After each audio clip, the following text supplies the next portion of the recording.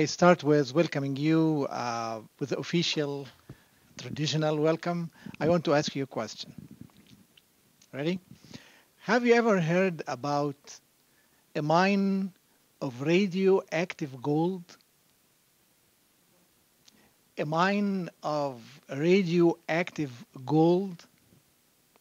If you haven't, you are sitting in a room in such a mine of radioactive gold right here, right now. And that's Booth Library. A library is a mine of gold. And not only gold, just static gold, but radioactive. When you walk in the aisles looking to the books or videos or whatever the material you're looking for, it is radiating information, radiating things that can change your life when you read it and see what's just changes your mind.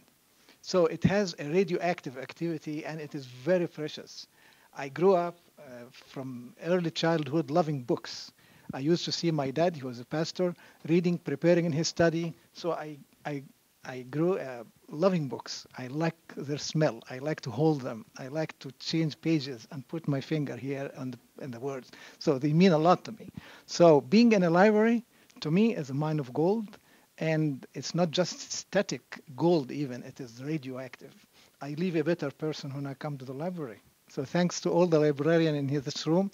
And guess what? It started long time ago. Make no mistake. Without much ado, Dean Lanham.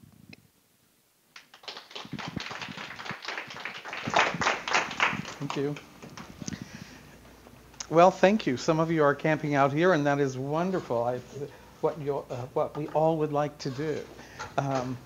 So today I thought I would share with you some of the things that interest me about ancient Egypt and how it connects to not only my life, but your life and the life of libraries and other things. What I won't be doing is talking about the Grand Library of Alexandria.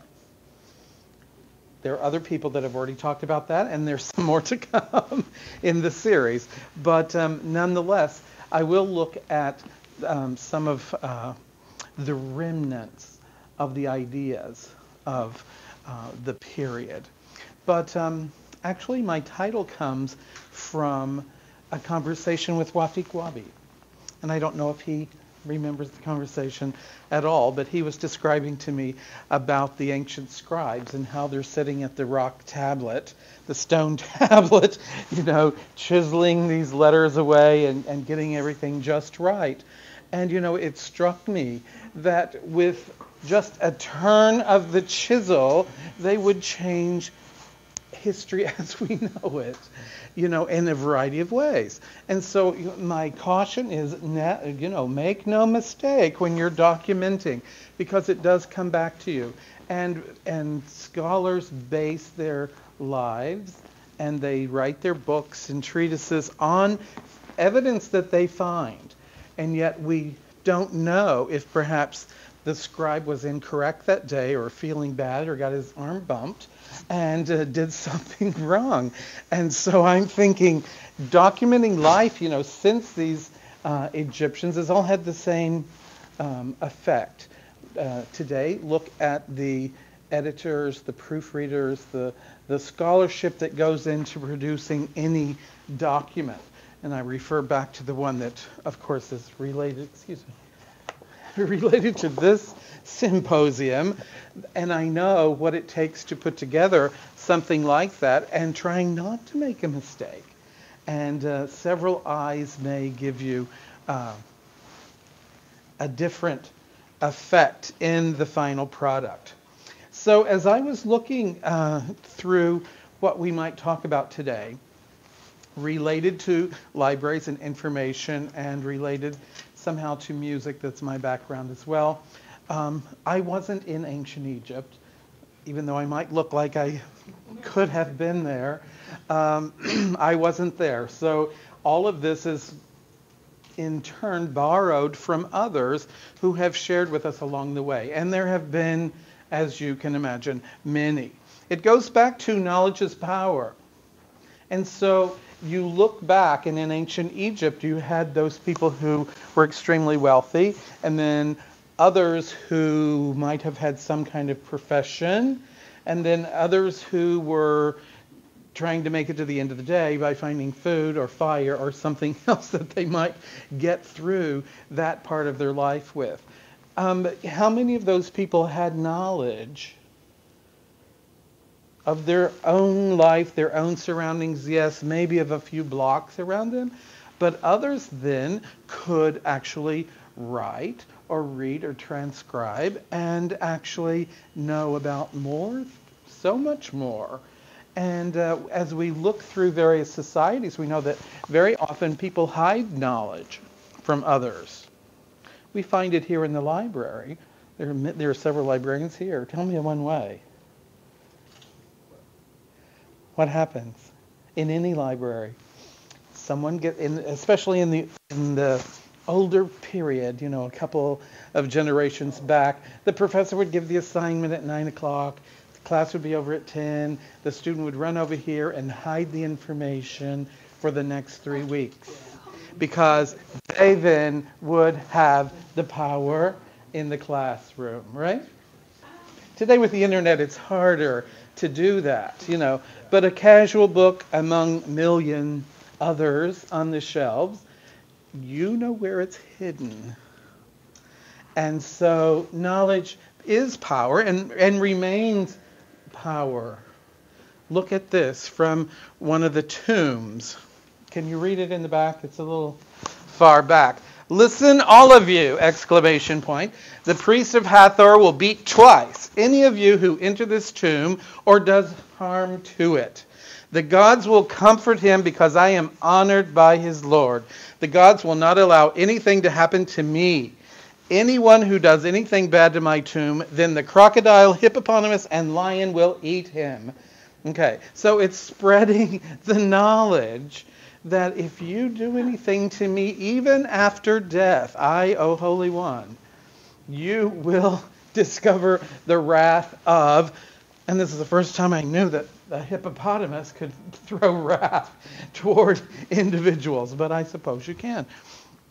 So here, as you read down the various figures, etc., there's a message that someone has left behind to scare people away. Of course, we've already in this conference looked at Indiana Jones and all of his prowess and bravery. I'm not sure we would all be as brave, especially when we're talking about snakes and frogs, which we'll see later in this presentation. But much of what we know about one civilization or about one lifetime can tend to be hidden.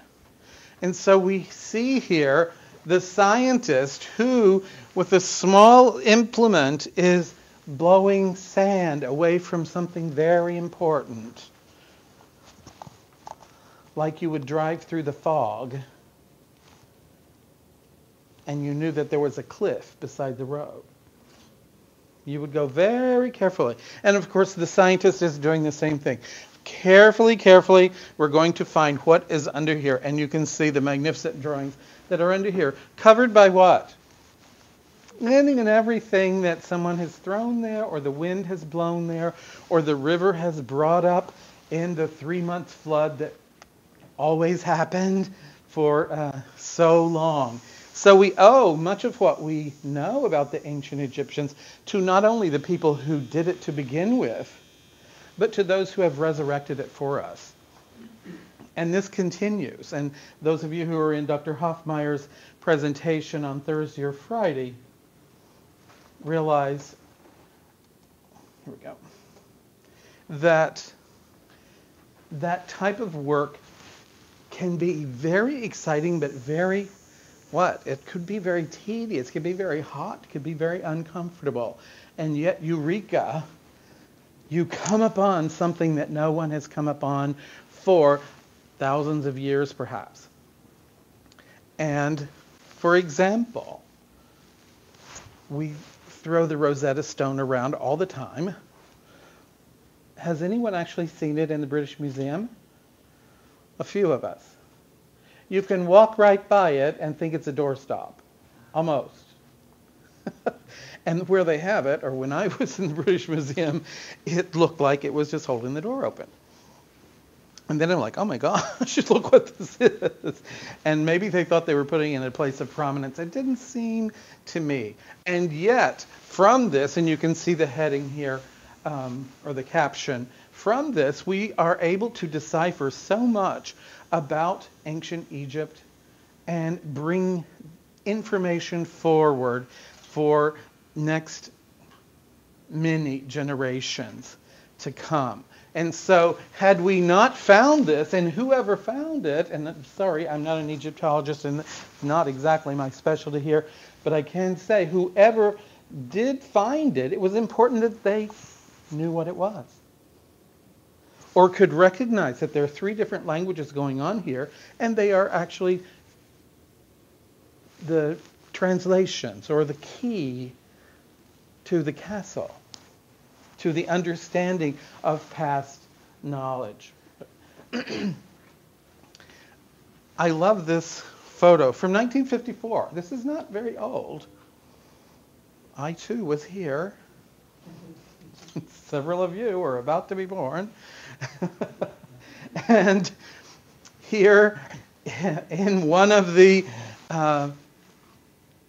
excavation sites, they are trying to look back and look to what trouble they're having to do to look back into ancient society. You must build, you must uncover, you must carefully brush off, and I'm not totally sure exactly what they're doing here. It's certainly an official look at probably something new or a recent dig here. But my point is, it takes a lot more effort to uncover it than perhaps it would have taken to just keep it uncovered. And bringing it into our society, well, just in the last session, Dr. Wabi says, well, we'll have this as long as the internet survives. You know, and we're like, well, how long will that be? And we don't know. No one knows. We hope it keeps going. But what we depend upon other specialists to do is to bring that information forward through another form of translation or another key or another Rosetta Stone. Unfortunately, there's a company now that is Rosetta Stone that sells language tapes, you know, of language materials for you to learn how to travel the world. But I'm fascinated at things that are uncovered, just as you are. All of a sudden, this becomes personal, doesn't it?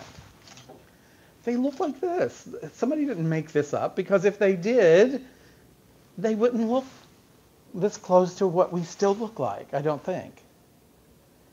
They might have had different appendages or have a different look. But this is very normal looking to us, and yet when you look at some of the other drawings, it's not quite as normal. It doesn't always look as normal.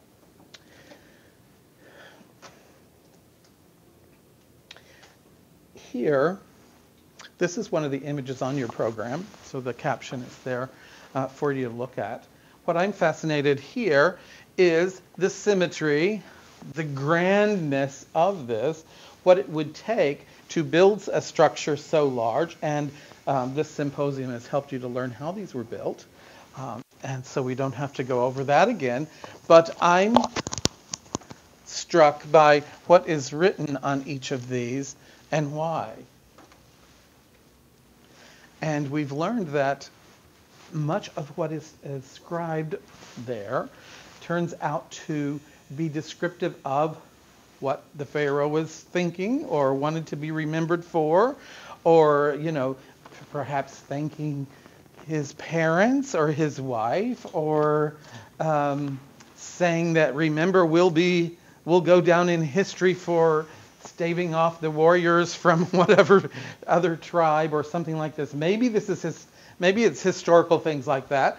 Of course, we don't really know. This might say, you know, Kilroy is here too. You know, or if there was a school trip anywhere nearby, you know what it's going to say on there. And so hopefully the teacher keeps the class moving so that they don't upset history once again as we go through. We think of very large monuments when we think of ancient Egypt. You know, as we have the Sphinx here, and you can, of course, only one of the hundreds of pyramids that are there. And yet, quite frankly, Dr. Stimac just an hour ago told us about how this was not brought here. This was already here.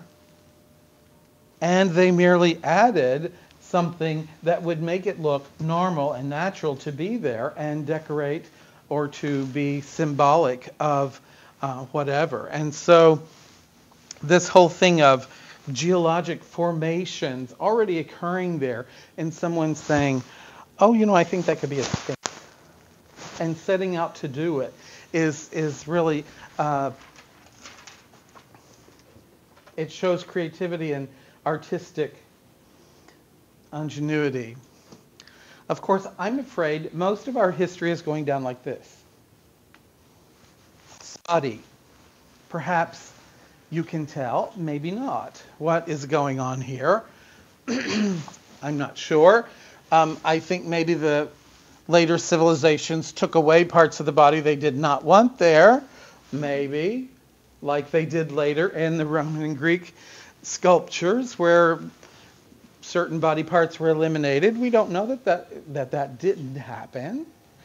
But also there's a variety of things going on there. The person depicted here seems to be painting her lips. And is that a mirror she's holding? We don't know. I don't know. Maybe others do. Here are my favorite scribes. These are the people that when I think of if I were an ancient Egyptian, what would I want to be? And I think I would like to be the scribe, just sitting there writing all this down, knowing how to read, knowing how to write, knowing how to take instructions from others, and really having the final say-so, right?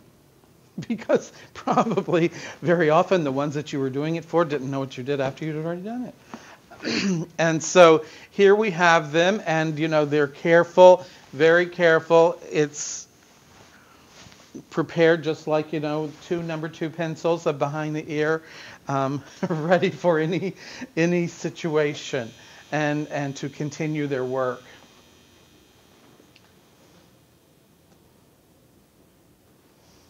Scribes were so important that we had an inspector of scribes, someone who would say that you truly know what you're doing, or we're going to inspect you to make sure that you're worthy of the title. And I love this in the tradition. Here's his wife down here.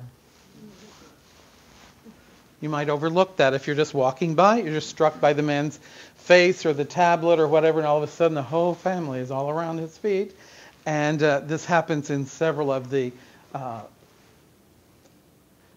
areas or artworks found. Here's one other. I think this is the scribe that is found in Memphis, right outside of Cairo, another ancient capital there, which I find interesting. If you look at the Illinois area and you have Cairo down at the bottom of Illinois, and just down the river a little bit, what? Memphis, of course. And so, you know, we're bringing other parts of the world very locally to what we're doing here. This guy almost looks like a Buddha. I think he's eating too well to be a scribe. So, what do we need to do? We need to, over time, the few people who knew how to do all these things it was generalized that we would all become fluent in writing, learning, reading, expressing ourselves, doing all these types of things. And yet when we do, we have to find a way in which to capture those thoughts, capture the history of all this. I had to stick that in too down here. I don't think that happened because the inspector of scribes would have had you decapitated probably.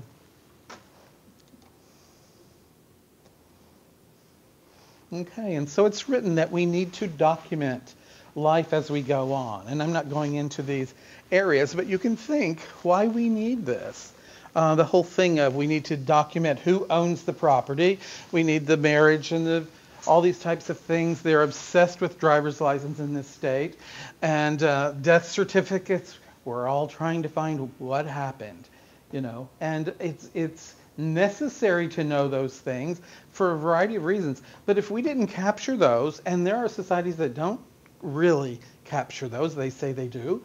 But, I think even in my mom's case, when she went to get her birth certificate, she found out she had a different name. Because it was recorded maybe a year or two after the birth of the child in the particular place that she was living. And so that leaves a bit of space for us to forget what the child's name was. And she's not the only instance. I know others who had to go find out what their real name was. And it could be by the time the county agent came around to record the birth that they had changed their mind what the name might be, which happens a lot too. But as we look back into ancient Greek society, we find still these things that to us look like decoration. But it's always telling the story of something. And very often it's a different story, as we learned from Dr. Hoffmeyer. Could be a different story because when one pharaoh, one king died, we just started into a different direction, He died on Sunday. Well, on Monday, we're marching this way. And whatever the stories and tales and products that had been deemed necessary, the whole story might change. Hair ornamentation really hasn't changed very much, has it? Links us right back to there. Of course, I don't see any of you ladies with some kind of gazelle, I guess, in your hair, but it could happen. Ancient Egyptian culture and interest is continually renewed. Well, in our society, and I don't know of all others, but in our society, King Tut just opened up a whole new world of old Egypt to us. Wasn't it true? And it seemed to come in waves because, first of all, there was the discovery, and then there was the books that came with it and the films, and we were all just King Tutting everything. And then came the traveling exhibits to all the major museums in the United States, and then it made its return 3 or 4 years ago to Chicago. So we have all been rather intrigued by the ancient Egyptians, of course, by what they had to offer, and who knows what is still below the earth for us to record. They didn't know he was there until they found him, right? I'm going to skip this little librarian thing, although I did bring a book that, for those of you, the graphic novels of I, Librarian, have in here stories based using depictions of ancient ancient Egyptian characters. And, it doesn't stop, does it? Look at what we have here in terms of the various stela.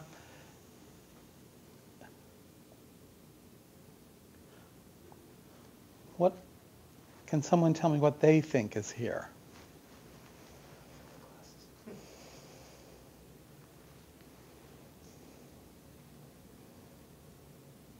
What's she concerned with or thinking about or famous for, or do any of those look familiar? Yeah, you see lots of birds, ducks, doves, rivers.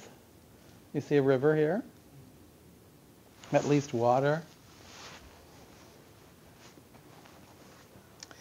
We don't know exactly, but here's one with a male. And what do we find that he's concerned with or famous for or thinking about or wants to be remembered for? more weapons, or things that look like weapons. The animals have, there are still birds and the doves and all these things, but what else is there? What was one of the plagues that was discussed this morning? The frogs, locusts. Here's another one. Here we have a detail of the previous male stela in here. And notice on the bird on the right, sharp talons and the teeth or some fighting apparatus from the mouth. I'm not sure exactly what it is. Ferocious cats, frogs that changed society at one time or another, right, that we learned this morning in the religion area.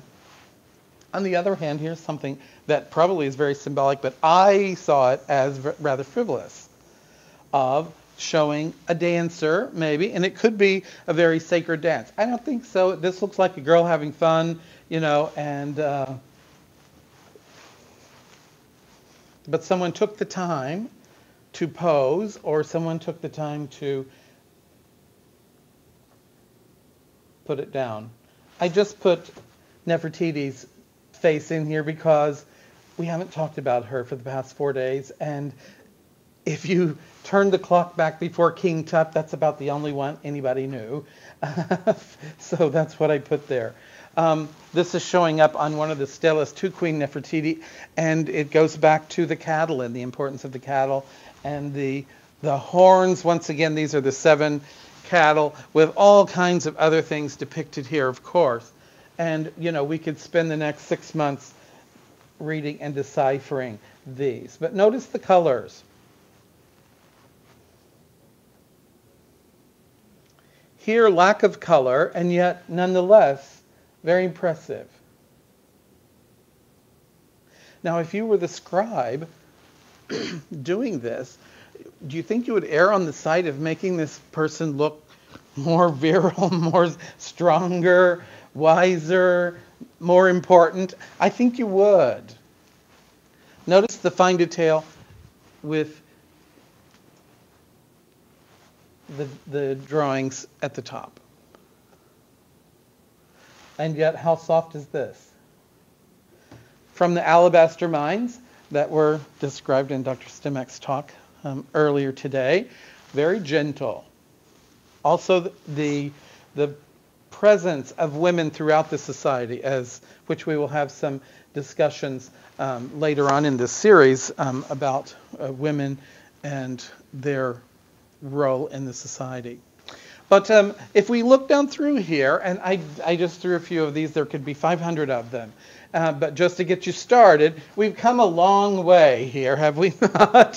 From carving into stone or to putting wet clay around objects and then drawing into the clay and then firing the clay again, to all the way down to these microfilms and electronic files that we hope will stay alive over time. And yet we're already in the 2nd or 3rd generation of electronic files, and many of them are unreadable at this time. So we must take care as we proceed that we can continue to keep up with history and our place in society. We've gone from copying everything by hand. One thing I will throw out about the Library of Alexandria, remember, any ship that stopped in the Alexandria harbor was raided for books. They would go onto board, they would send soldiers onto every ship that came from any other society in the world that might be trading there, and they would rob, borrow the originals, take them to the library, copy them, and then do what? Give the copy back to the ship. Okay? And that's how you get a very rich library. The copy of the original? No, you heard right to begin with. They would give the copy back to whoever brought it. That reminds me of a similar instance, except even harsher, even in our own lifetime.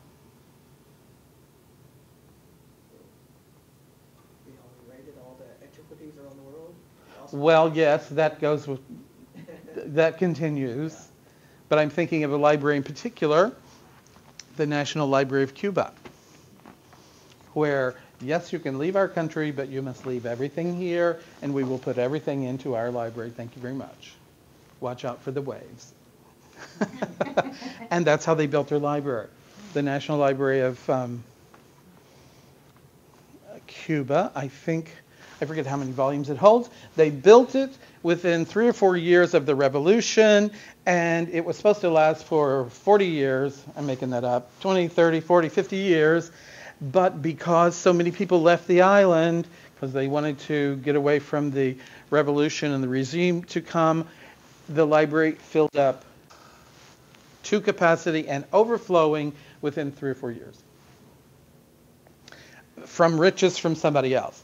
So, we're not all without guilt and over the years as we try to pull in information together. And you can bring that home right today where people are stealing things off the internet as we sit here. People, wherever they can find information, and we go back to information is power, that's what will go on. So as you can see there, we used to copy by hand, and then we finally got to movable type, and this is thousands of years later, and now hundreds of years later, we're doing electronic files, reading online, etc. The whole thing of compiling information into something that was handy, of course, has gotten much easier. But if we look here, this is from around 692, and the Pope Gregories were quite interested in a lot of things, and this was codex that a copy went to Pope Gregory II.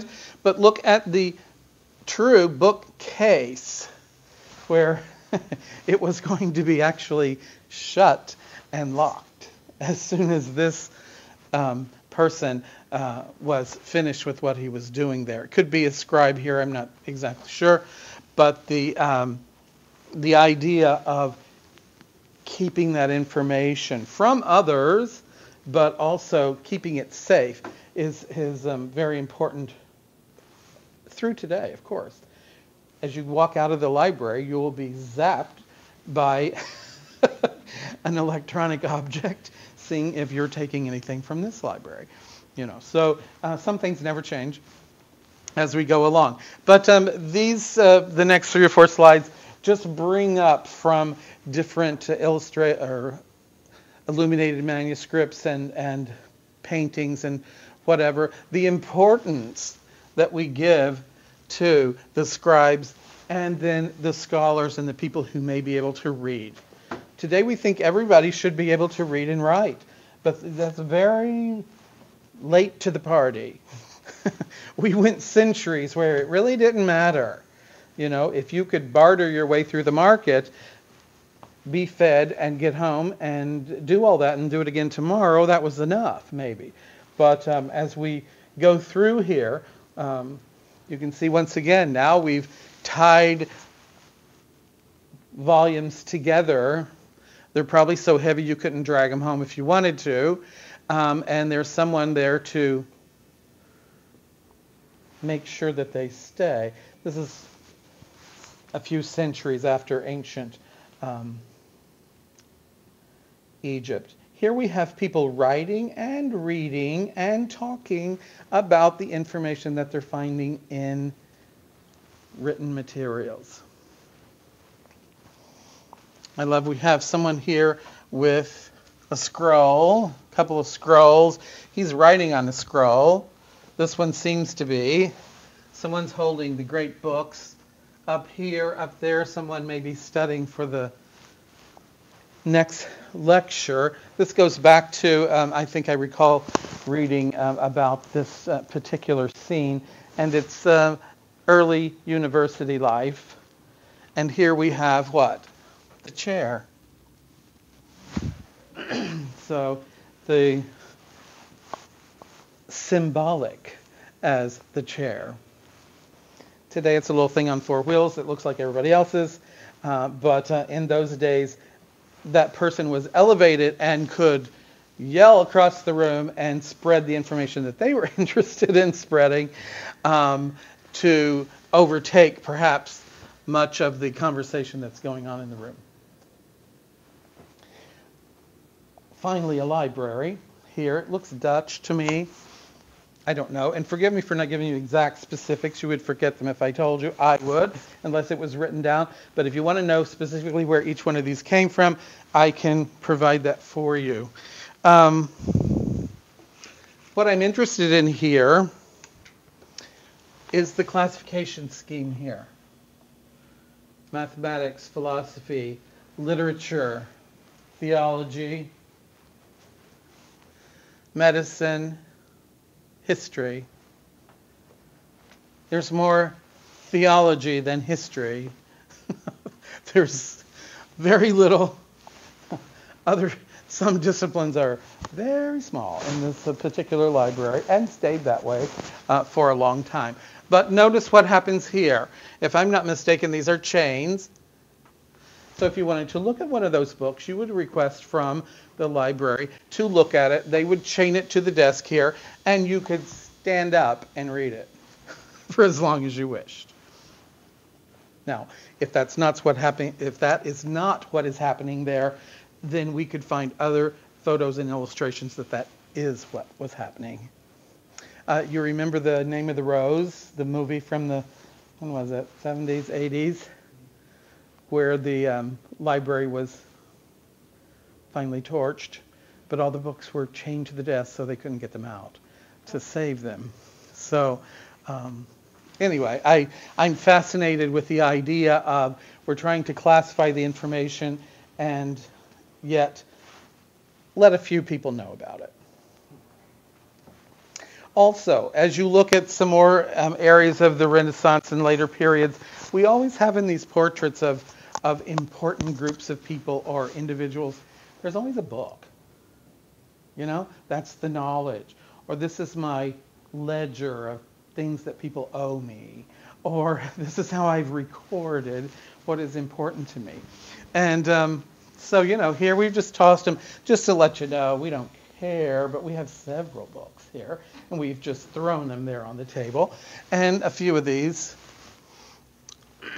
were also very wise here with a map with a couple of big blobs on there because they probably really had no idea of what was on other places.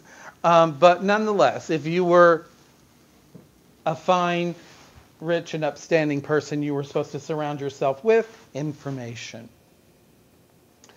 This is a recent drawing of an old library, but with ghosts of the past or authors or ideas floating into the air. It gets a little nebulous. I love this one. Here is the director, I think, of one of the earlier Egyptian museums. What's important to this man?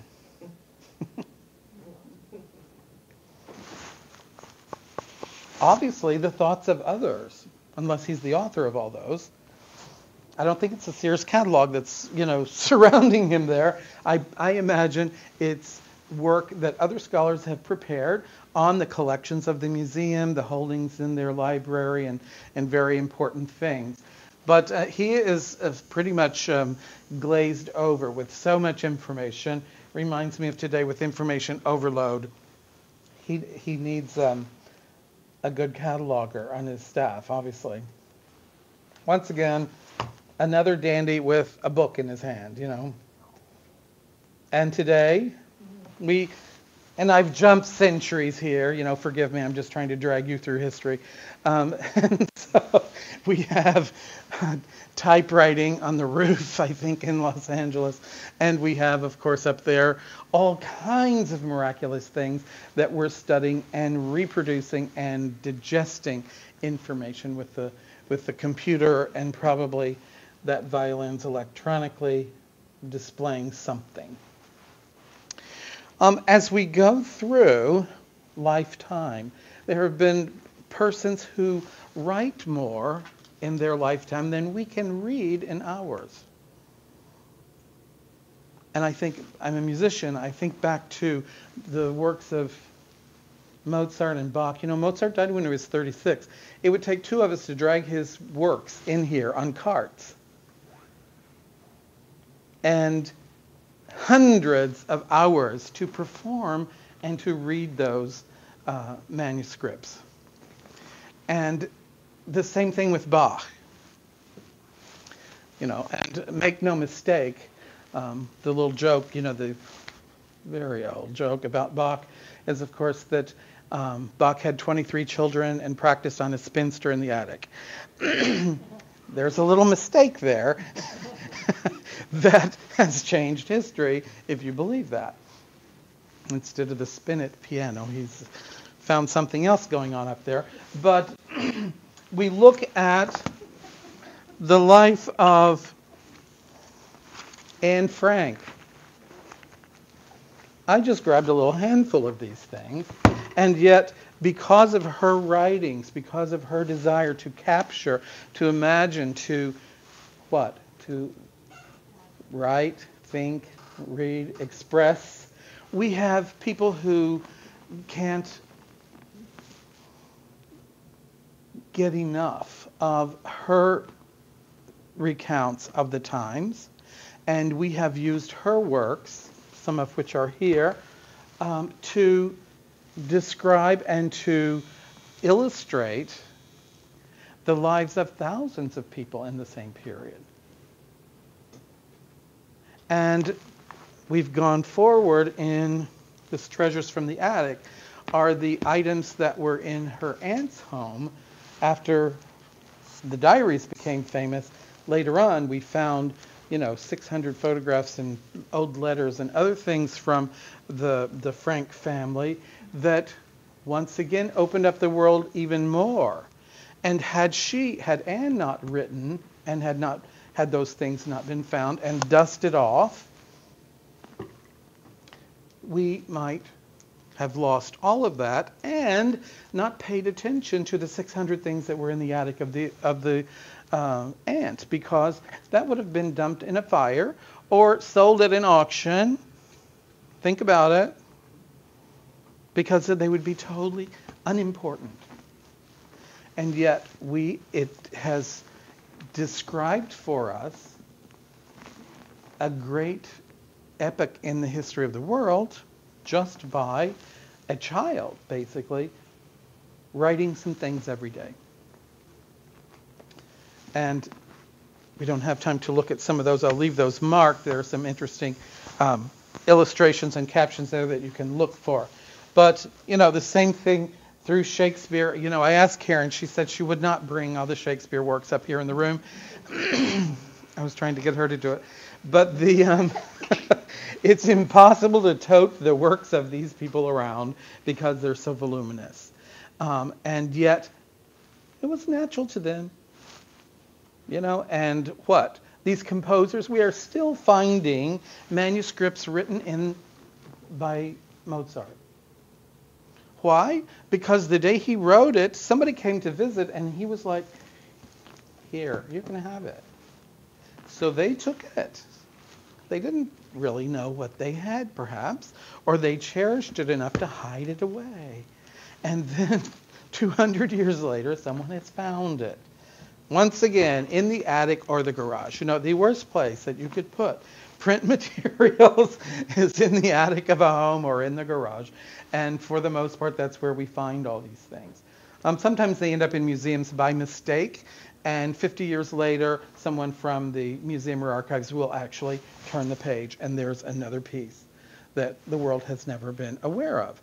Once again, someone took the time to write it down, someone took the time to save it, and then someone lost it. And then someone found it. It keeps going, no matter how many centuries have gone by. So it goes back to... I didn't mention the diaries and letters. Here's the scoop on everything if you want to find out. So that's a little snapshot of today. If we go back, there were some other things that weren't related to the kings and pharaohs and queens of the Nile. Some people were just looking for the next fish. And someone, we don't know who, put it down. It looks really quite interesting. I would not want to eat this thing from the Nile. Maybe it was safer then. But look how many other creatures are in the paper here. And it could be that they just had an extra hour before they got off work that day and just drew some more fish and whatever. But I don't think so. I think times were abundant during certain periods of the year, and these artists have helped us to do it. Here we have Ramses. And it's the sun now down in detail. No, the sun's on one side. Look at this. How ornate do you need a box to put your sandals?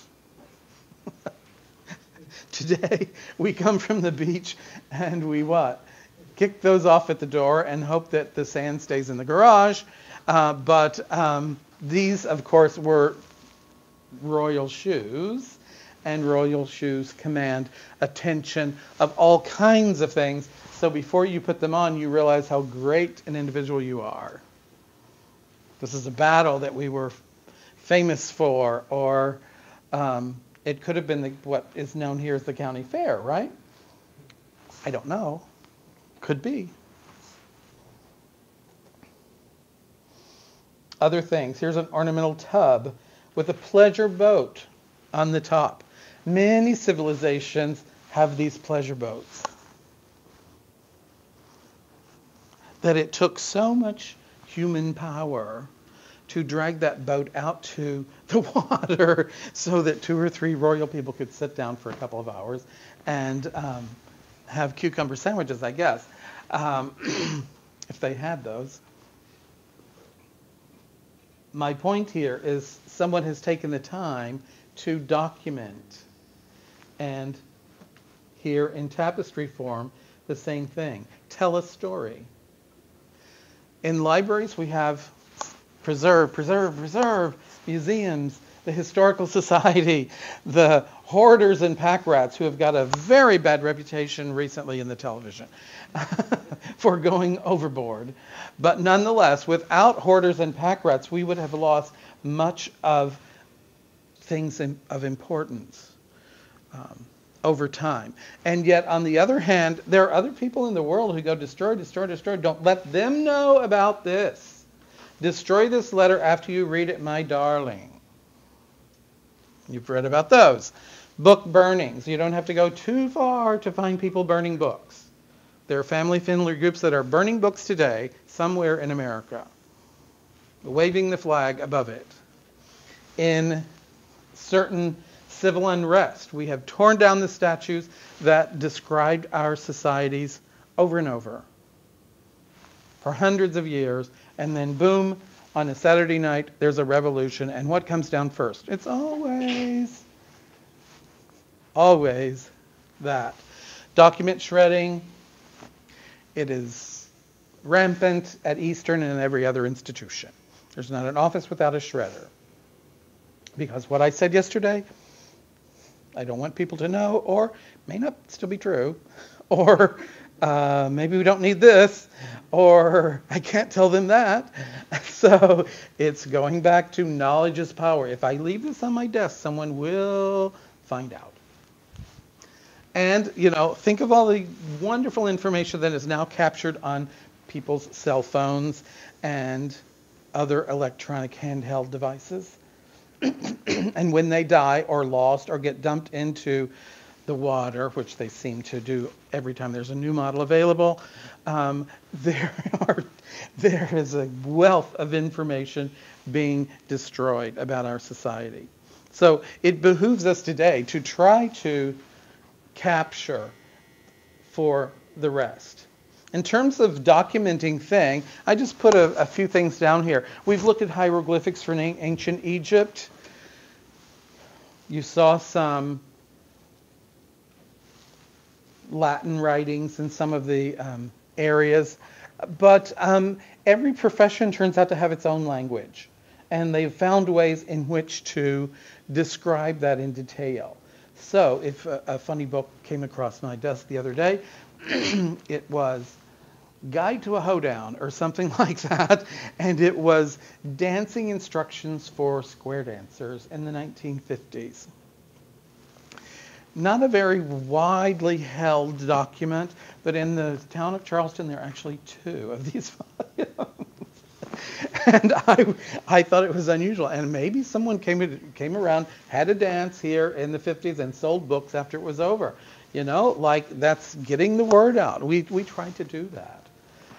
And so everyone, the dancers, you know, they all want to know, how did the famous do it? And so they have documented that in a way. The artists certainly have. How many formats and how many media do we have for artists to be expressive? Think of the chemists. My chemistry teacher used to say, I can see on the chart in the back of the wall that such and whatever has blah, blah, blah. And of course, there was no chart in the back of the wall. Every student kept turning around, which was looking for the famous chart. It was in his head. The cartographers, we've represented those beautifully in this series. Educators in their curriculum guides and other kinds of things. Musicians, think of the notes. Some people can read it, some people can't. To some it's indecipherable. It's always in the wrong language. And forbid you buying a German opera in a French translation. You know, these kinds of things happen. But the amazing thing is these people have found ways to document their life and what is interesting and what is important to them. And our culture is richer because of it. I just had to stick this in because I love this, this picture. It's in your program also, so you have one for your house too. But we always think of the dry, arid areas, and they've probably spruced the river up. Is it ever this blue? Sometimes. Okay, good. I'm glad it is. Maybe the sky has given it this lovely color. But what I'm thinking of, just stare at the top, and then imagine someone has divined that we need this on the other side. To document our life, to show that we are artistic, to show that we are capable of understanding physics and engineering and other sciences, that we know the difference in this cap of the column and that one. It's the makeup of civilization and the desire to be remembered later. Or, I mean, some of us should impress your neighbors today, let's face it. But in the long run, it comes out to be symbolic of a learned people. So I say, make no mistake. Be careful. The world's full of bloopers. You don't have to look far on our American television to find those. But it's impossible to record everything, but something needs to live on so that our archaeologists don't have to take that little bulb and go dusting the sand away from the documents that were important for our civilization and our time on this earth. So I'm saying, make your mark. Join the Historical Society. Be a patron of the museum and library. Make sure that these items that we want remembered, the hoedown that took place in 1957 in Greenup, has been well documented. And it resides at Eastern Illinois University's library. Those are very important. Before I go to that, I'll stop for questions. Questions? Or comments. Or you can draw me a little picture of Nooms or whatever that we'll leave. I have a quick question. Yes. Do we know papyrus started first or writing on stone started first?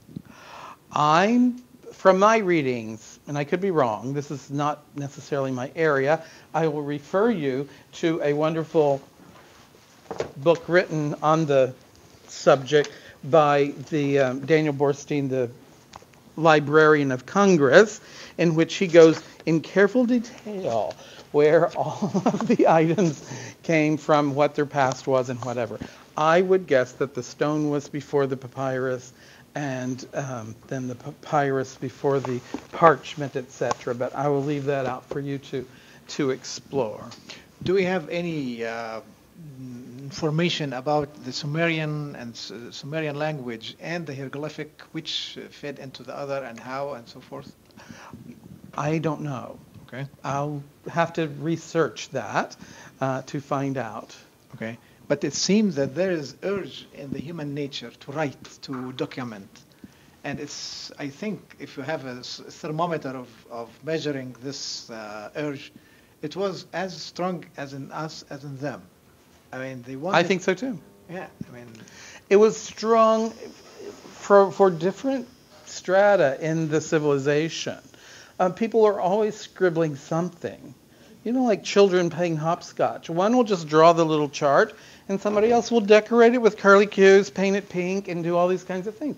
There's this desire within some people, perhaps more to ornament more than others.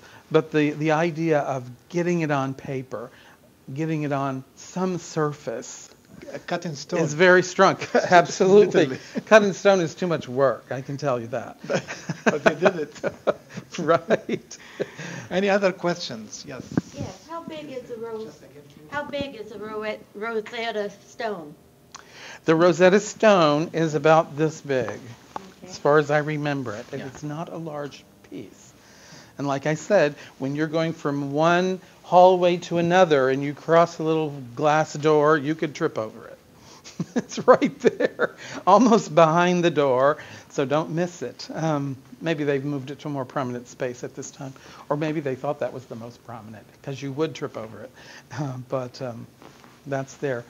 Some other materials that I did bring along, of like documents. Actually, there are documents. This one happens to come from the National Archives, and it's talking about the records of the post-Civil War federal agencies documenting the lives of slaves. And when you're doing that research, handy guide. In this little book, and I'll leave it setting out, it shows you the papyrus rolls and the way they kept them on the shelf. And I note that very often the scribe failed to put the author's name, but they would put the scribe's name on the finished document. So when you're looking back, sometimes you're not going to get all the information that you might think, just like when you're reading a freshman's term paper. I laid this volume out on the Mormon desire to document genealogy and family history, and their efforts since this century since the 1800s actually, to get involved in documenting all sorts of information on individuals and their family status. Of course, it started all related to their church, but they moved way past that. I think I'll stop there and end with sort of a cute little thing. When people saw that I was going to do this talk, they said, well, I only have one question, and surely you'll talk about this. And it was, does anybody know what it is? What's your biggest question about the whole thing? It's like, did the Egyptians really walk like that? You know, it goes back to the song from the 80s of Walk Like an Egyptian. You know, and Randy, could I use you as an example? How do you think, or how have you seen Egyptians walk? Just take a stance. You don't have to walk. Just what stance would you take with the body? Okay. Show us yours. There's one. What's another one? Okay. Yeah, Larry, come here. Larry. Yeah, there's another one. What about this one? You've seen that, right? I found a picture. I finally found a picture. Would you strike that pose, please? And this was in the stela, was drawn, the Egyptian holding their arms like that, walking like the crazy American Egyptian. But the only thing that I found documented was that they were holding platters of food and perfumes and other things, delivering them to someone. So thank you. So I looked on the internet and came up with a little blurb here that just takes a couple of minutes if you have time.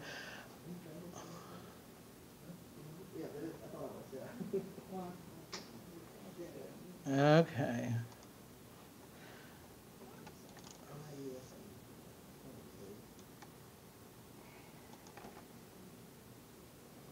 Are we not going to be able to hear this? If so, we're going to cut that off immediately. At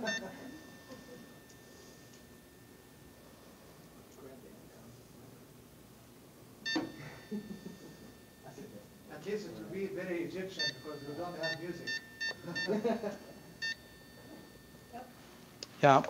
Well, I'm sorry. The volume is not going to work for us. But I finally did find what they thought, how they thought Egyptians walked. And so I thought I'll bring this in case someone asks the question, and we'll have them walk through. But it's not going to come through for us. You can find it yourself by doing a Google search, walk like an Egyptian, choose the bangles, the girl group bangles that are on there. It's about 3 minutes, and you will laugh. Okay? Any other questions?